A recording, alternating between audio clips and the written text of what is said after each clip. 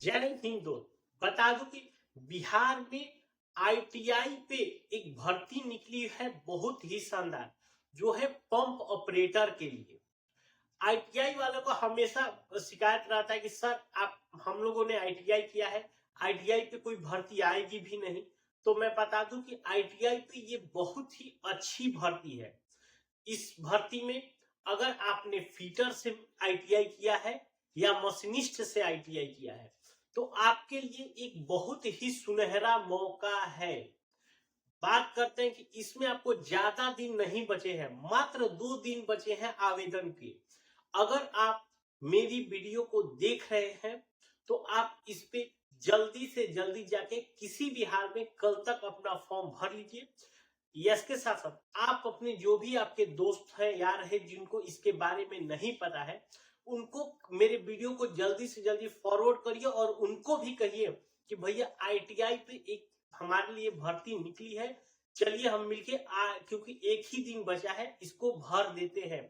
चाहे server slow चले, चाहे आपको कुछ भी दिक्कत आए, आप रुकिए, लेट नाइट तक रुकिए, दिन में रुकिए, जैसे भी जब भी सर्वर चले आप इसको जरूर भरवाइए। नहीं तो आपको अगर आप ये मौका छोड़ देते हैं तो दोबारा ऐसा इतना अच्छा मौका आपको नहीं मिलेगा। ठीक है, तो जो भी लोग हमारे चैनल पे आए हैं पहली बार, वो हमारे चैनल को जरूर सब्सक्राइब कर ले। हम इसी तरह आपके लिए बहुत ही इंपॉर्टेंट वीडियो लाते रहते हैं। चलिए हम भर्ती की बात कर ले। ये जो भर्ती है 151 पदों पे भर्ती निकाली गई है, जिसमें से देखिए 35% जो सीट है वो लड़कियों के लिए रिजर्व है।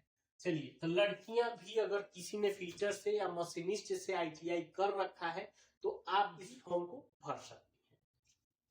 क्वालिफिकेशन मांगा जा रहा है 10th, उसके बाद आईटीआई। 10th के बाद अगर आपने आईटीआई किया है तो ठीक है, कोई 12th के बाद भी आईटीआई किया है, उससे कोई दिक्कत नहीं है। अगर आपने फीटर से और मशीनिस्ट से, भैया मशीनिस्ट का तो मैं नहीं कहूंगा कि ज्यादा लोग हैं, लेकिन फीटर वाले हैं। फीटर से बहुत लोग आईटीआई किए हुए हैं जो कि इंतजार में है कि भैया आईटीआई पर कोई भर्ती निकल आए। ऐसे लोग अब मौका मत छोड़िए। ठीक, एज भी आपके लिए बहुत अच्छा है। अगर देखिए जनरल कैंडिडेट है तो 18 साल से लेकर 37 साल, 37 साल कम नहीं होता है। अगर कोई बीसी और ईबीसी कैंडिडेट है तो 18 साल से लेकर 40 साल। ठीक, और अगर कोई एससी और एसटी कैंडिडेट है तो उसके लिए 18 साल से लेकर 42 साल तक वो इसको है भर सकता है। एज अच्छा है। चलिए, फॉर्म भरने का मैं लास्ट डेट है 12 जनवरी 2026। आज 10 तारीख है। आज रात का वीडियो मैंने अपलोड किया आपके पास। परसों का इंतजार मत करिएगा। कल किसी भी हाल में जो भी लोग टीचर से अगर किए हैं आईटीआई, इसको हर हाल में भैया आप लोग फॉर्म भर लीजिएगा। चाहे अगर, क्योंकि इसका मैं ये भी कह सकता हूँ क्योंकि बिहार का सर्वर है बहुत ज्यादा स्लो है, नहीं काम कर रहा है। आपको अगर आप खुद से भर रहे हो तो लेट नाइट भरिए। कहीं पर अगर जाके बाहर साइबर में आपको भरवाना है तो वहां पे भी आप रुकिए, लेट नाइट तक रुकिए, लेकिन इस फॉर्म को बिना भरवाए मत छोड़िए।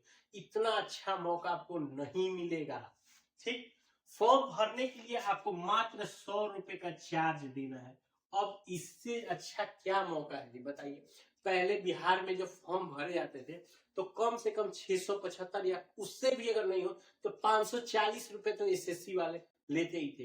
अब इससे अच्छा मौका आपको नहीं मिलेगा।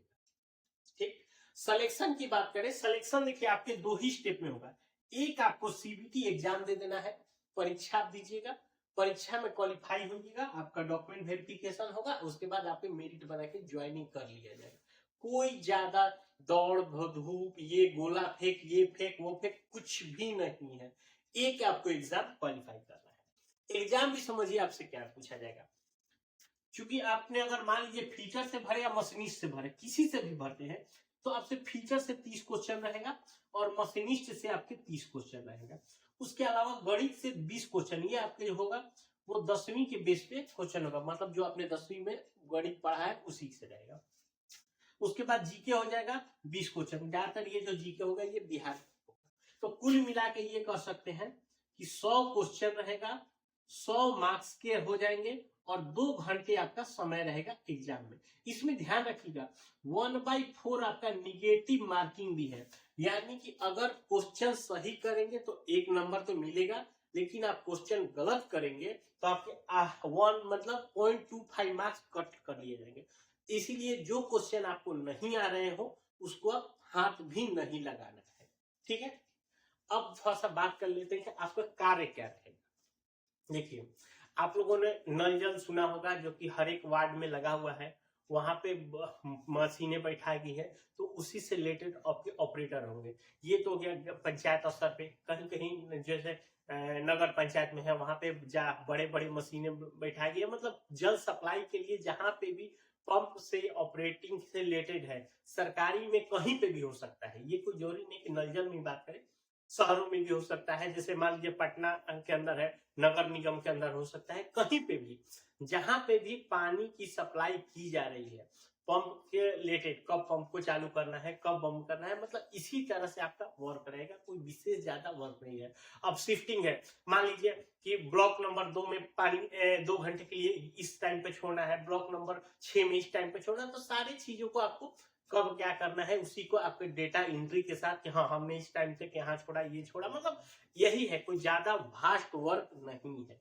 ठीक, अगर सैलरी की अगर हम बात करें तो अप्रोक्स मान के चलिए ये आपके 25,000 के आसपास आपके सैलरी भी रहेगी। सैलरी अच्छा है, साथ के साथ जो भी सरकार के अलाउंस है वो उठता है, क्योंकि बिहार सरकार के लिए भर्ती है। अब बात करते हैं डॉक्यूमेंट का, इंपॉर्टेंट समझ लीजिए।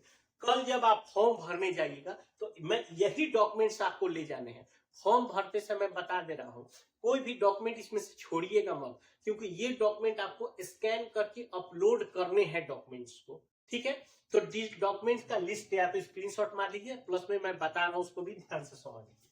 पहला, आईटीआई का सर्टिफिकेट, आपने फिटर से किया हो या मशीनिस्ट से किया हो, किसी से भी किया हो, आपका जो आईटीआई का सर्टिफिकेट मिला होगा, आपको आईटीआई में ध्यान रखिएगा 2 चीज मिलता है, एक मार्कशीट मिलता है, एक सर्टिफिकेट मिलता है, तो आपका सर्टिफिकेट ले जाना है।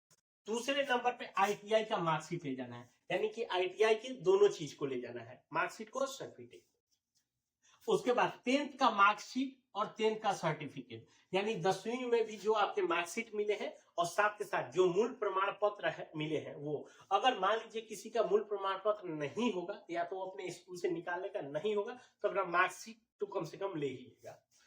उसके बाद 12वां को देखिए, 12वां का क्या है कि इसका ऑप्शनल है, अगर आप चाहते हैं 12वीं किए हैं तो हम अपने फॉर्म में दिखाना चाहते हैं आप दिखा सकते हैं, नहीं दिखाना चाहते हैं आप मत दिखाइए, कोई उस पर आपका ऑप्शनल है। दिखाएंगे तो भी कोई विशेष आपको लाभ नहीं मिलेगा, नहीं भी दिखाएंगे तो उससे कोई आपको नुकसान नहीं होगा। ठीक है, उसके साथ साथ आपका आधार कार्ड हो जाएगा, निवास प्रमाण पत्र, बिहार का जो भी जिस भी जिले के आप निवासी हैं उसका आपका निवास प्रमाण पत्र हो जाएगा। उसके बाद देखिए, अगर SC ST होंगे तो वो कास्ट सर्टिफिकेट देंगे, BC BC वाले NCL देंगे, EWS वाले अपने EWS ये सर्टिफिकेट देंगे, उसके साथ फोटो और सिग्नेचर। ये 10 डॉक्यूमेंट्स आपको फॉर्म भरने के समय इसको जरूरत पड़ेगा। ठीक है, तो मैं फिर से बोल रहा हूँ, या तो स्क्रीनशॉट मार लीजिए, ठीक है, या तो उसको आप लोग नोट कर लीजिए, यही डॉक्यूमेंट्स आपको फॉर्म भरते समय जरूरत पड़ेगा। मैं फिर से बता दे रहा हूँ, आपके पास ज्यादा समय नहीं बचा है, केवल कल के दिन का ही समय बचा हुआ है, तो कल के कल किसी भी हाल में आप इस फॉर्म को जरूर से जरूर भरवा लीजिए। ठीक है, मिलते हैं नए वीडियो में, तब तक के लिए।